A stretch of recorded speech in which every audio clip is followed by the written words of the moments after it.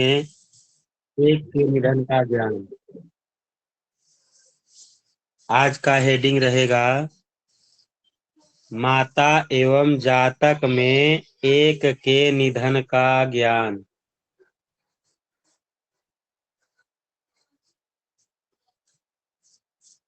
माता एवं जातक में एक के निधन का ज्ञान।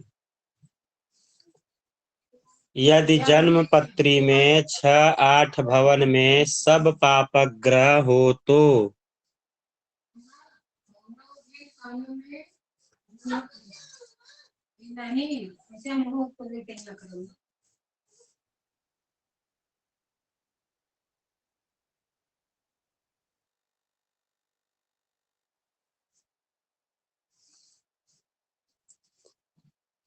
यदि जन्म पत्रिका में 6-8 भवन में सब पापग्रह हो तो जातक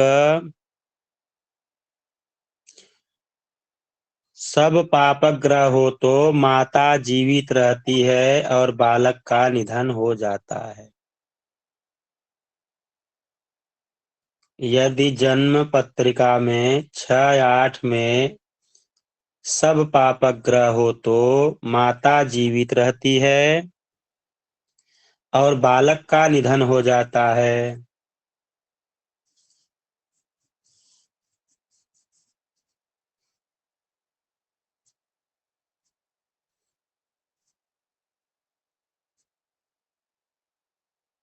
आगे लिखिए, यदि लग्न अष्टम सप्तम में पापग्रह हो तो यदि लग्न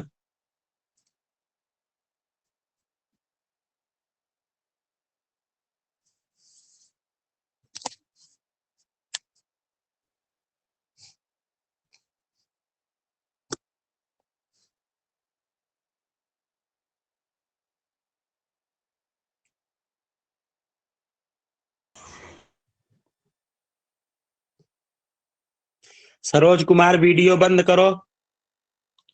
अभी बोलने के लिए कहा जा रहा था तो नहीं बोले और वीडियो चालू करके बैठे हो।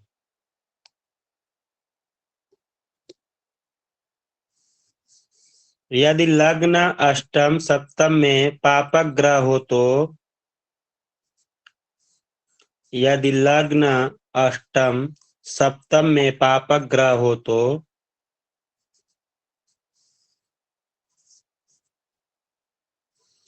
बालक जीवित रहता है और माता का निधन होता है।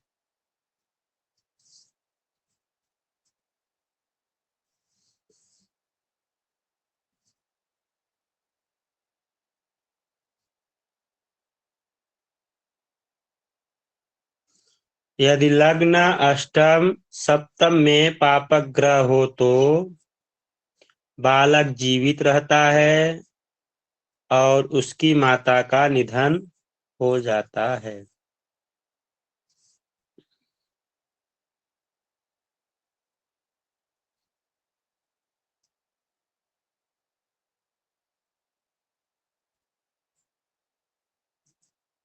हो गया। अगला लिखिए, नेत्र हानि योग। नेत्र हानि योग।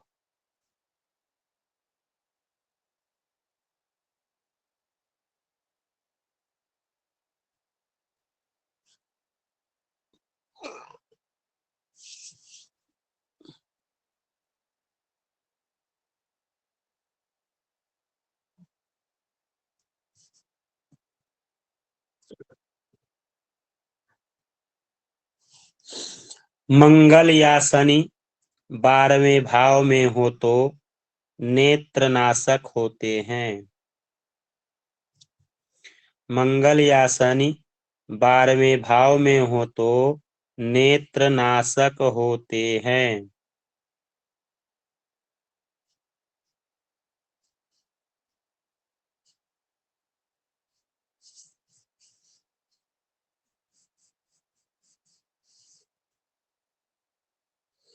मंगल या शनि 12वें भाव में हो तो नेत्रनाशक होते हैं। इसका कुछ अवस्था भी होगा गुरुजी? सुनिए तो पहले लिखा रहे हैं, पहले देखिए तो। शनि दक्षिण नेत्र और मंगल वाम नेत्र को नष्ट करता है। रहने की स्थिति कही गई है यहाँ पे, वह नहीं बताया जा रहा है ना।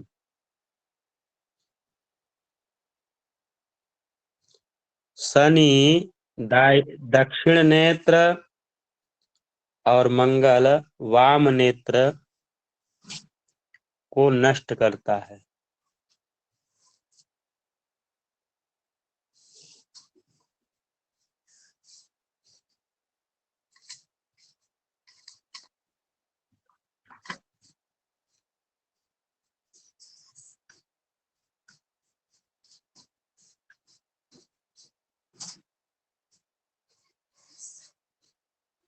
आगे लिखिए, रवि और चंद्रमा दोनों साथ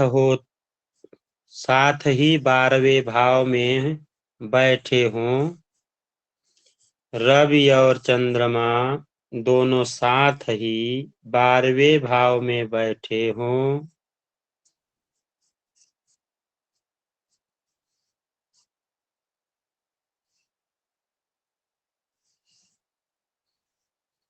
अथवा 6-8 में पापक ग्रह हो तो जातक नेत्रहीन होता है। रवि और चंद्रमा दोनों साथ ही 12वें भाव में बैठे हों, अथवा 6-8 में पापक ग्रह हो तो जातक नेत्रहीन होता है।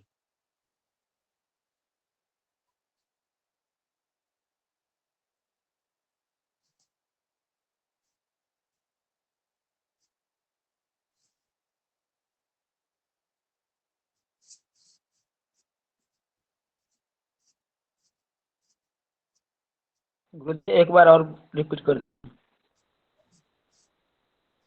रवि और चंद्रमा दोनों साथ ही 12वें भाव में बैठे हों, अथवा 6-8 में पापक ग्रह हो तो जातक नेत्रहीन होता है।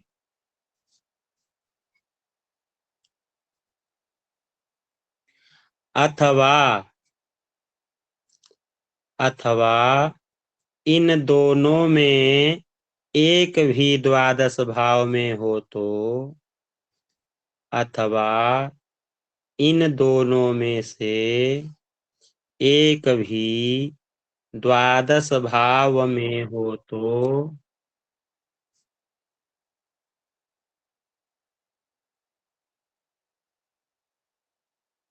एक भी द्वादश भाव में हो तो नेत्रनाशक होता है।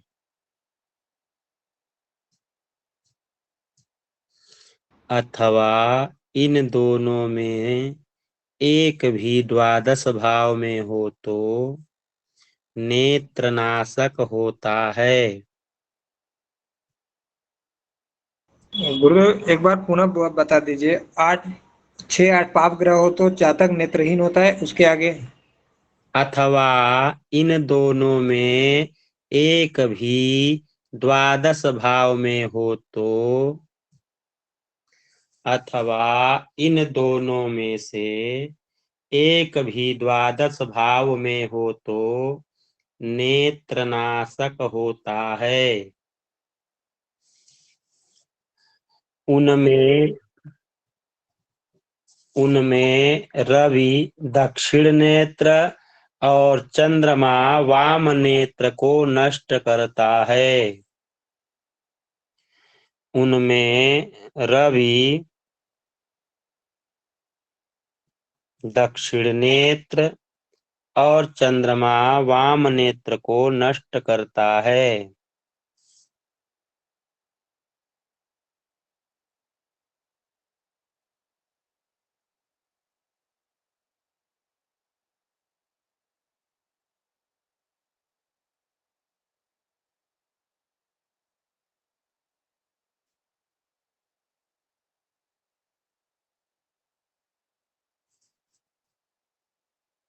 हो गया ये? जी गुरुदेव, हो गया। लिखिए, यदि राहु लग्न में हो और सप्तम स्थान में सूर्य हो तो जातक नेत्रहीन होता है। यदि राहु लग्न में हो और सप्तम स्थान में सूर्य हो तो जातक नेत्रहीन होता है।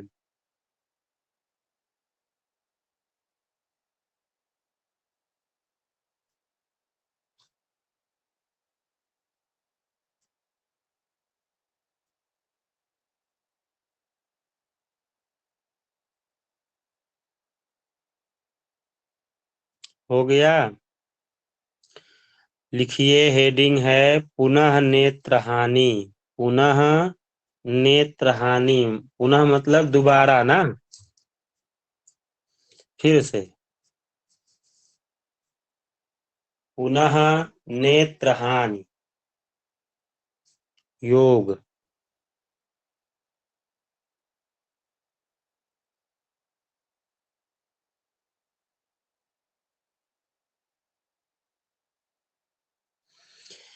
यदि द्वितीय भाव में चंद्र या 12वें में सूर्य हो,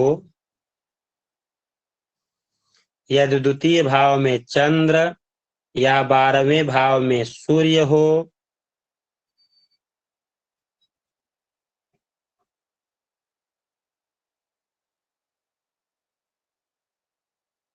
यदि द्वितीय भाव में चंद्र या 12वें भाव में सूर्य हो तथा अष्टम या षष्ठ भाव में पापक ग्रह हो तो जातक नेत्रहीन होता है।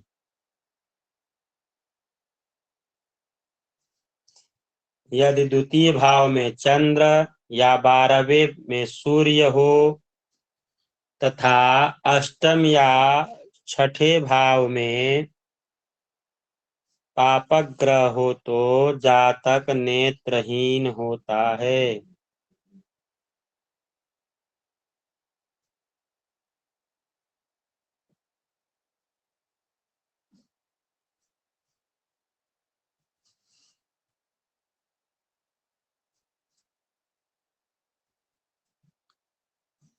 हो गया? जी गुरुदेव, हो गया। अगला लिखिए, यदि षष्ठ भाव में चंद्र या अष्टम भाव में सूर्य, यदि षष्ठ भाव में चंद्र या अष्टम भाव में सूर्य,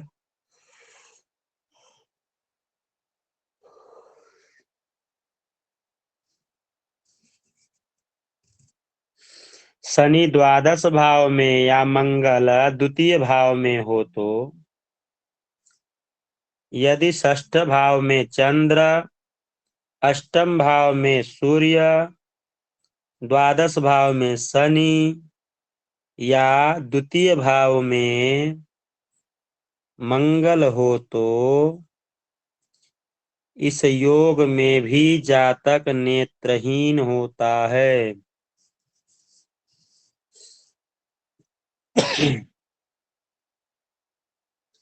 इस योग में भी जातक नेत्रहीन होता है।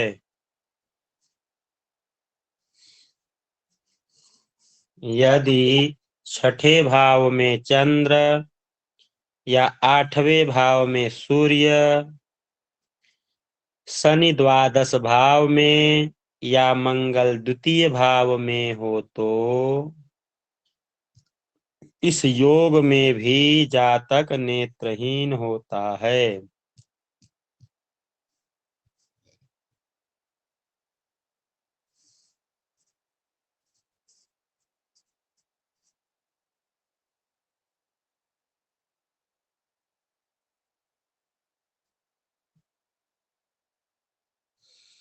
अगला लिखिए, यदि चंद्रमा मंगल या शनि से युत हो, चंद्रमा मंगल या शनि से युत होकर षष्ठ भाव में या अष्टम भाव में हो तो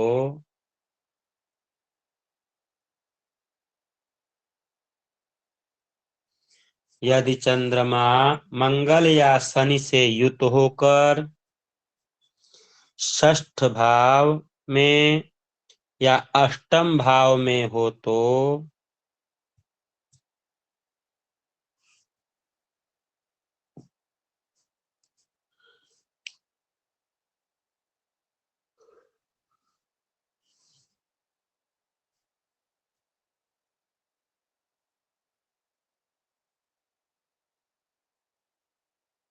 अष्टम भाव में हो तो पित्त या कफ के विकार से जातक का नेत्र नष्ट हो जाता है। पित्त या कफ के विकार से जातक का नेत्र नष्ट हो जाता है।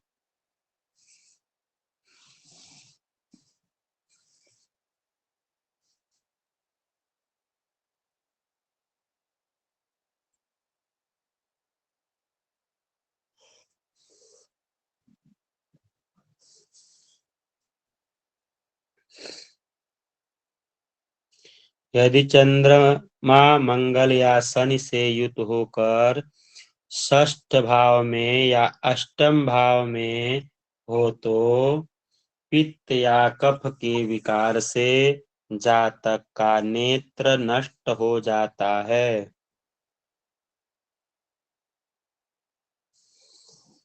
यदि अष्टम में स्थित हो तो दक्षिण नेत्र, षष्ठ में स्थित चंद्रमा हो तो वाम नेत्र नष्ट होता है।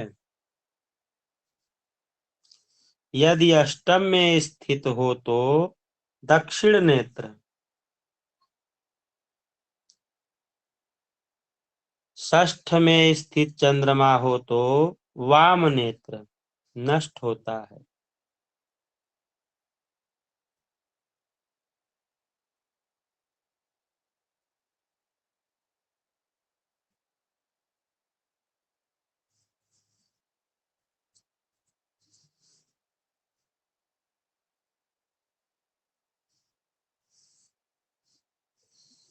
हो गया?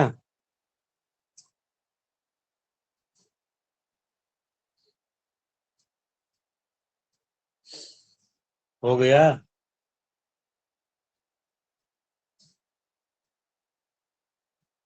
जी। यदि शुभ ग्रह से दृष्ट हो तो जन्म समय में नहीं अपितु कालांतर में नेत्रहीनता होती है।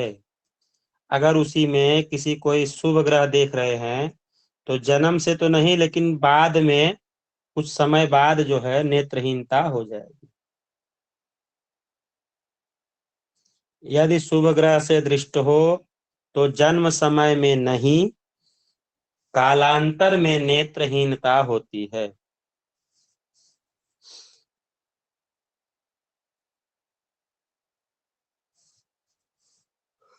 यदि शुभ ग्रह से दृष्ट हो तो जन्म समय में नहीं, कालांतर में नेत्रहीनता होती है।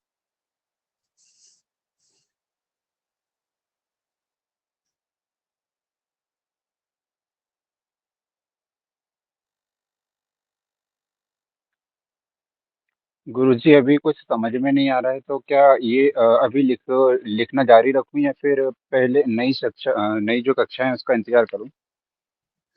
नई कक्षा सुबह चलती है ना? सुबह तो कई बार लगती नहीं है। कई बार नहीं लगेगी, कभी कभी मान लीजिए नहीं हो पाता है तो आज तो लगी थी, कल भी लगी थी, आप नहीं, कल नहीं लगी थी शायद, या आज लगी थी। पढ़ाए थे रवि, प्रदीप जी लिखवाए थे। हाँ। एक आध दिन गैप होता है, उसके लिए चिंता मत किया करो, क्योंकि अष्टमी और प्रतिपदा या ऐसी तिथियां आ जाती हैं तो उस दिन छुट्टी रहता है। ठीक है? हाँ सर, हाँ गुरुजी। अभी ये लिख रहे हो तो इसको लिखो, ये काम आएगा, ये नोट्स बना करके रखो। जी गुरुजी। और एक कुंडली भी दिखवाना था मेरी खुद की। ठीक है, बाद में बात करेंगे, ठीक है? अभी जी रिकॉर्डिंग चल जी रही है। गुरुजी। जी।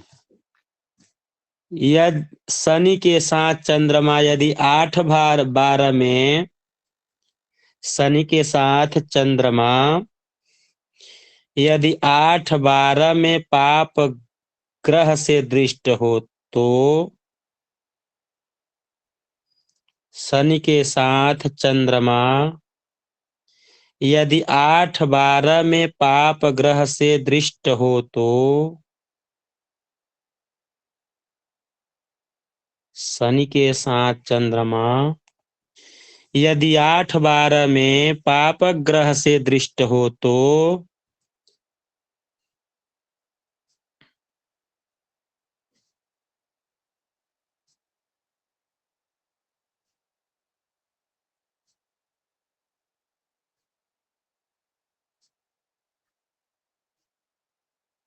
यदि पाप ग्रह से दृष्ट हो तो वात विकार से नेत्र नष्ट होता है।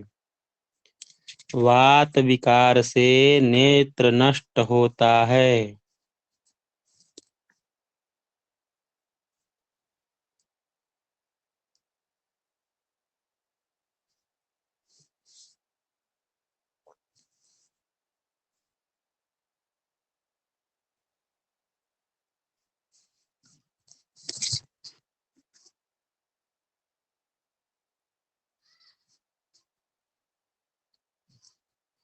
उनमें अष्टम भाव में हो तो दाहिने और द्वादश भाव में हो तो वाम नेत्र नाश करता है।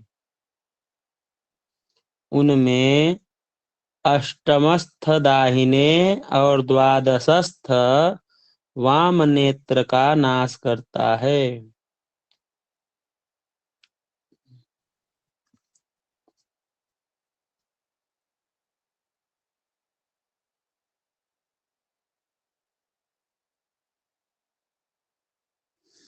उनमें अष्टमस्थ दाहिने और द्वादशस्थ वाम नेत्र का नाश करता है।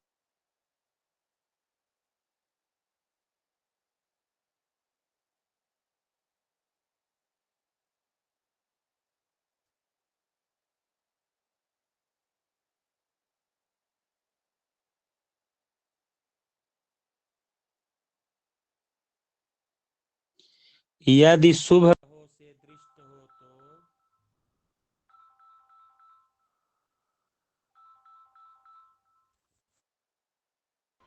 गुरुदेव आवाज नहीं आ रही है आपकी।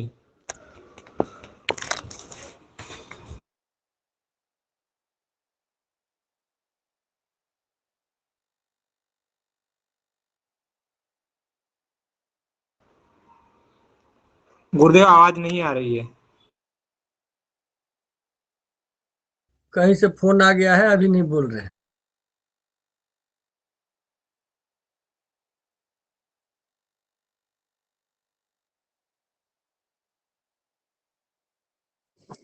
आज ओम का बर्थडे है। ठीक है, जी गुरुदेव, हार्दिक शुभकामनाएं एवं बधाई। तो उनके बड़े पापा लोग फोन कर रहे हैं। हार्दिक शुभकामनाएं। तो उनके बड़े पापा लोग फोन कर रहे हैं, तो वही हम कहे इस पे ना करके दूसरे मोबाइल पे करें।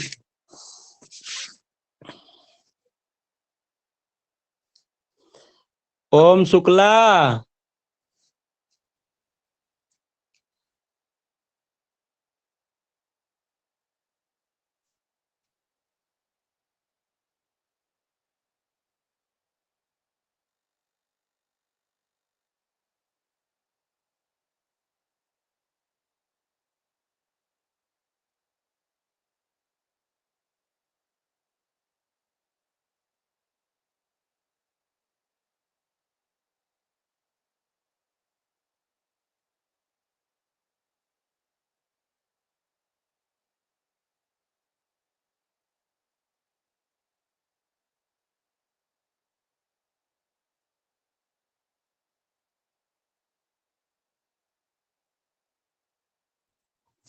हेलो,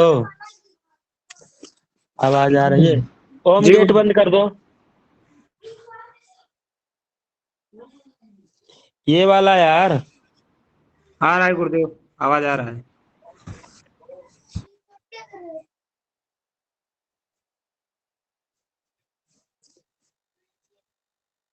कहाँ थे? हाँ, यदि शुभ ग्रहों से दृष्ट हो तो तत्काल नहीं, कालांतर में नेत्र कष्ट होता है।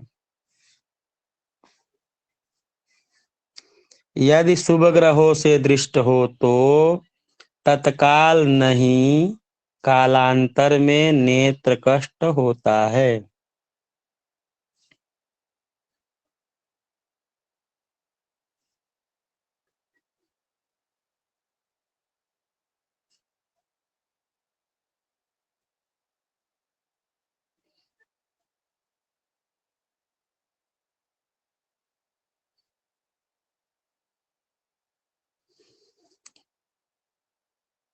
आगे बोलूं? जी गुरुदेव। एवं चंद्रमा यदि शनि सूर्य से युत हो तो, एवं चंद्रमा यदि शनि सूर्य से युत हो तो नाना प्रकार के रोग नेत्र में विकार उत्पन्न करता है। नाना प्रकार के रोग से नेत्र विकार उत्पन्न करता है।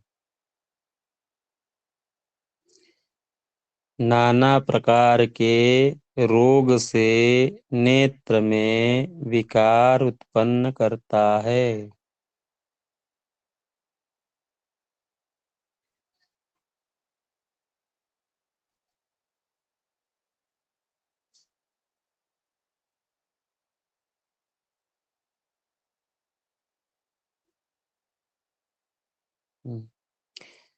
आगे लिखिए।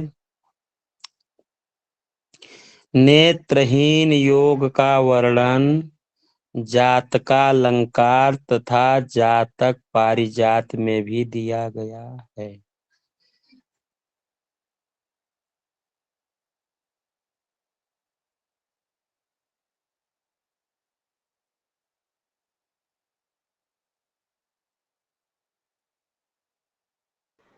गुरुदेव एक बात पुनः दोहराइए। छोड़िए उसको, क्या लिखेंगे, आगे लिखिए। कर्ण रोग का ज्ञान, हेडिंग लिखिए कर्ण रोग का ज्ञान।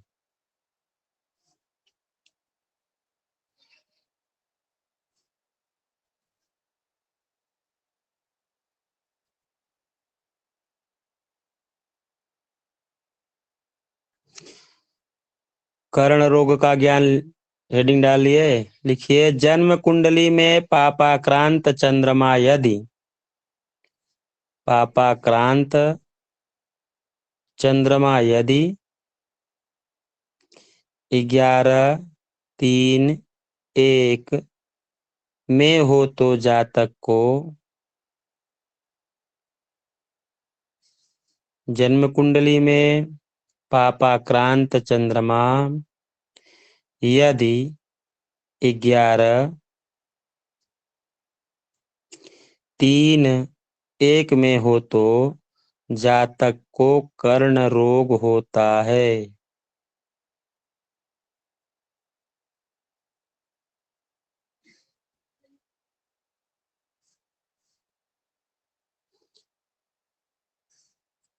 पापाक्रांत चंद्रमा यदि 11-3-1 में हो तो जातक को कर्ण रोग होता है।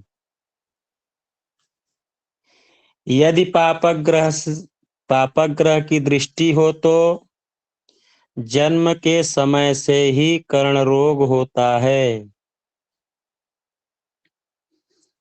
यदि पापग्रह की दृष्टि हो तो जन्म के समय से ही कर्ण रोग होता है।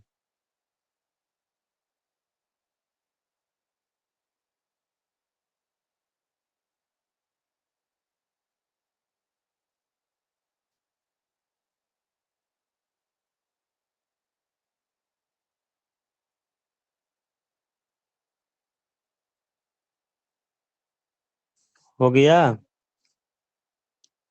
जी गुरुदेव हो गया।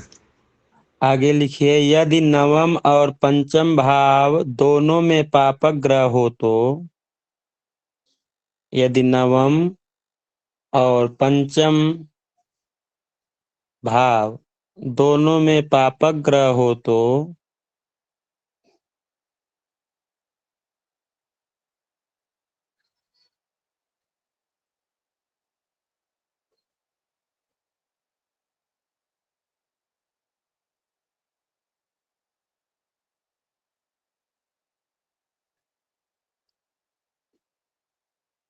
और पापक ग्रह से दृष्ट भी हो तो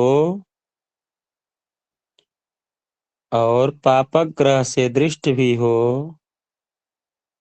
तो जन्म समय से ही कर्ण रोग होता है।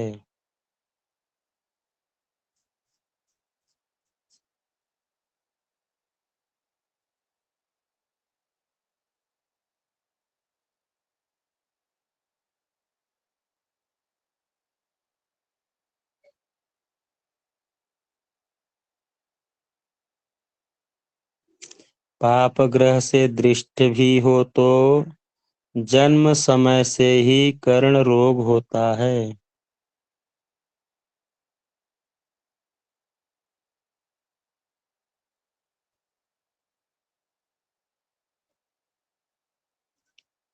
अगला लिखिए, नवम भाव में पापक ग्रह हो तो दाहिने कान में और पंचम में हो तो वाम कर्ण में रोग होता है।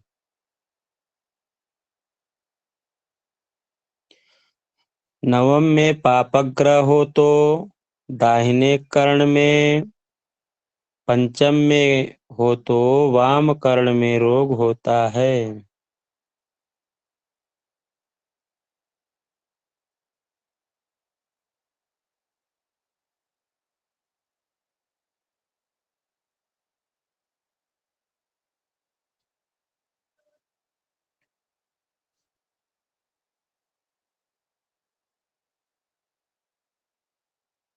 गुरुजी अंतिम लाइन एक बार दोबारा बताएंगे।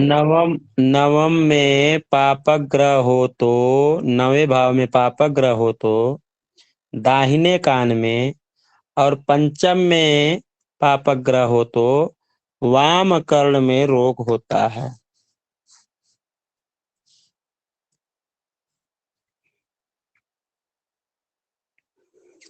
वाम कर्ण में रोग होता है। हो गया? जी। देखिए, यदि नवम पंचम में शुभ ग्रह की राशि या शुभ ग्रह से दृष्ट भी हो तो शुभ फल कहना चाहिए।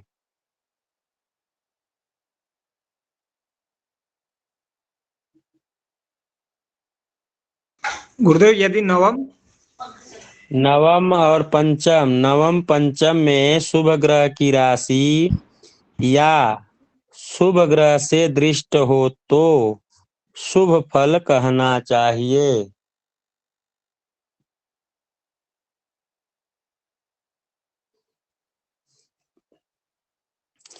चाहे शुभ ग्रह की राशि हो या शुभ ग्रह देख रहे हो तो शुभ फल कहना चाहिए।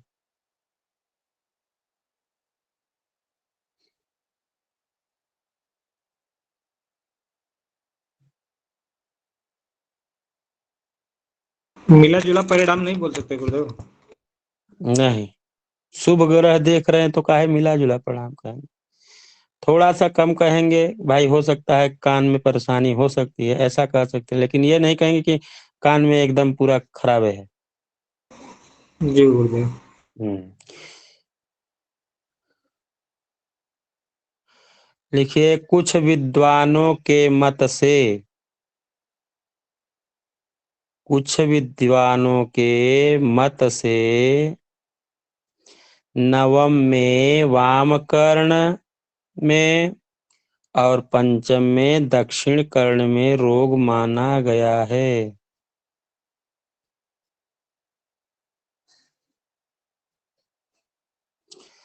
नवम में वाम कर्ण और पंचम में दक्षिण कर्ण में रोग माना गया है।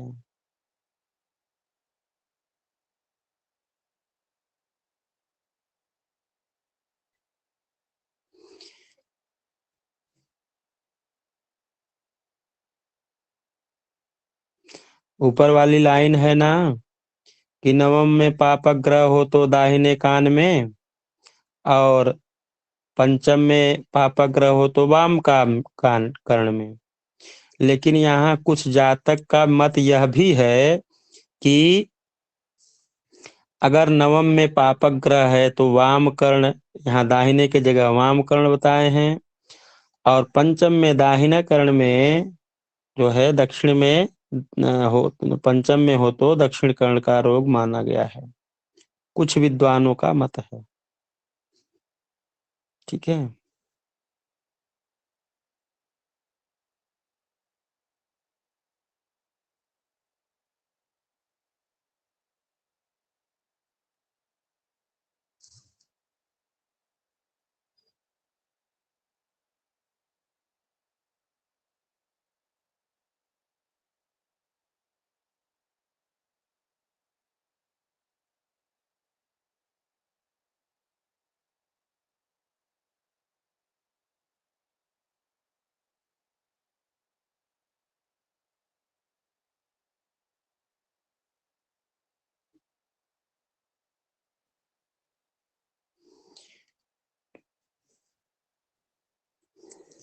अगला हेडिंग लिखवाऊं कि कल लिखवाऊं? गुरुदेव 8 मिनट है, लिखवा पूरा हो जाएगा तो लिखवाइए, नहीं तो फिर रहने दीजिए। आप अभी आप प्रोग्राम है ना, हम्म आपके भी पास तो प्रोग्राम है ना कुछ। नहीं, कुछ प्रोग्राम नहीं है। केक फेक हम नहीं काटते हैं ना। अच्छा,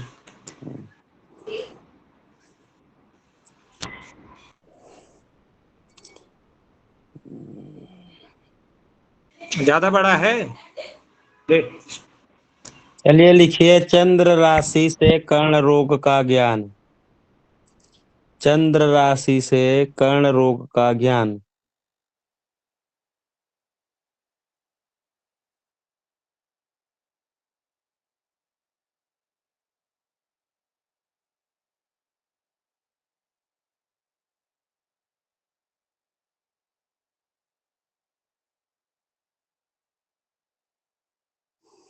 यदि जन्म के अतिरिक्त जो व्यक्ति जिस राशि में चंद्रमा में रोग प्राप्त करता है,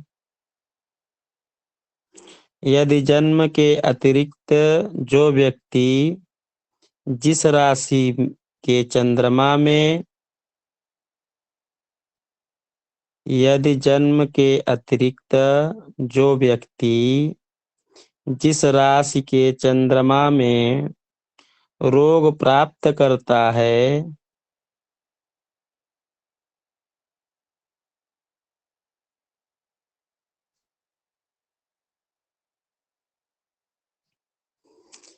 जिस राशि में चंद्रमा में रोग को प्राप्त करता है,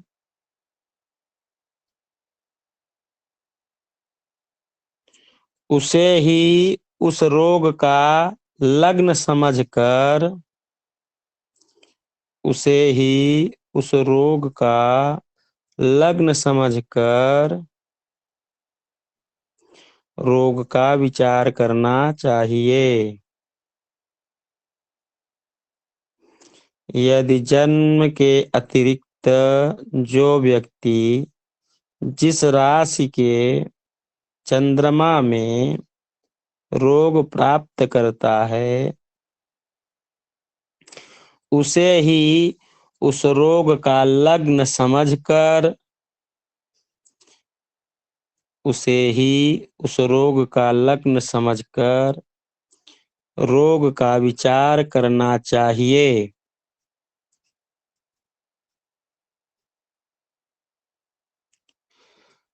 और जन्मकालिक चंद्रमा से भी, और जन्मकालिक चंद्रमा से भी विचार करना चाहिए। और जन्मकालिक चंद्रमा से विचार करना चाहिए।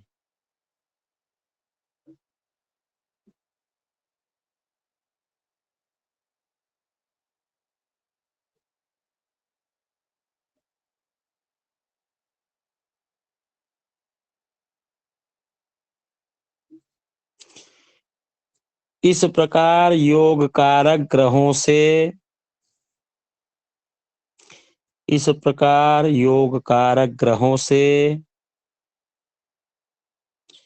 दक्षिण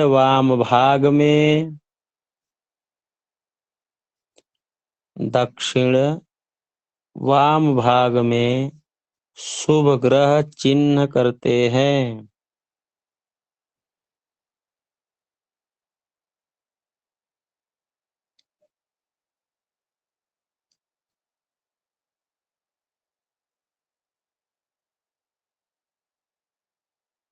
दक्षिण वाम भाग में शुभ ग्रह चिन्ह करते हैं।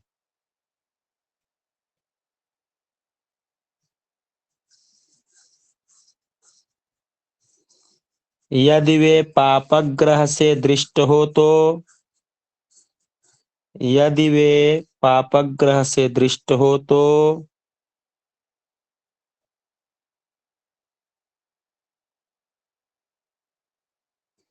यदि वे पापक ग्रह से दृष्ट हो तो शरीर के उस अंग को विरुद्ध करते हैं। शरीर के उस अंग को विरुद्ध करते हैं।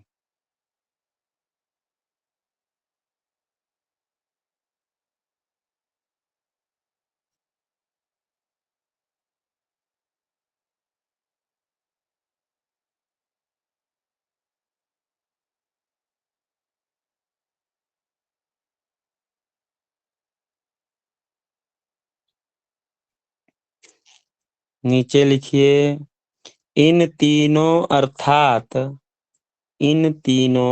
अर्थात जन्म, लग्न, जन्म राशि, जन्म, लग्न, जन्म राशि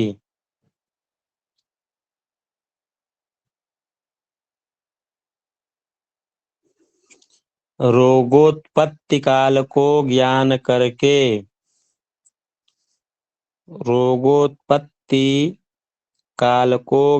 करके शुभाशुभ फल कहना चाहिए।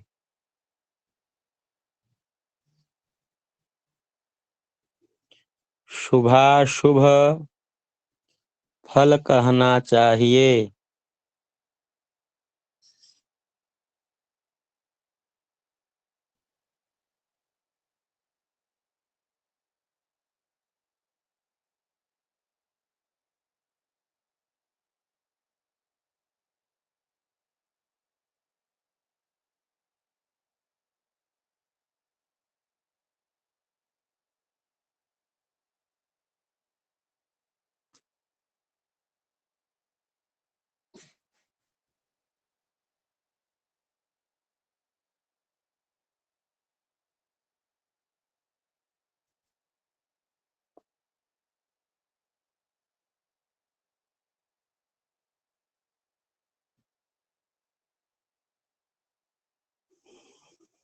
एक हेडिंग लिखिए 3 दिन जीवन योग। 3 दिन जीवन योग।